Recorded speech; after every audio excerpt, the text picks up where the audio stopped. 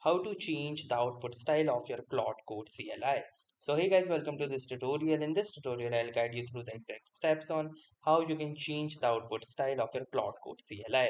So now in order to change the output style, simply first launch your Claude Code by typing in the Claude command in your Windows PowerShell. Now once your Claude Code launches, simply type in the command that is a / and then type in config. Hit the enter button, and from the list of the configurations, simply go towards this option that is output style. Now using your arrow keys, you can simply change it to either explanatory or learning. So this is currently set to default, where Claude completes coding tasks efficiently and provides concise responses.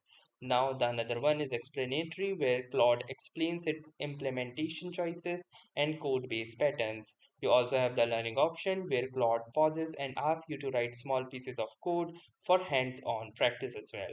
So using these, you can use any of them as per your own personal preference and just simply save the same. So that was all for this tutorial. Thanks for watching and have a nice day.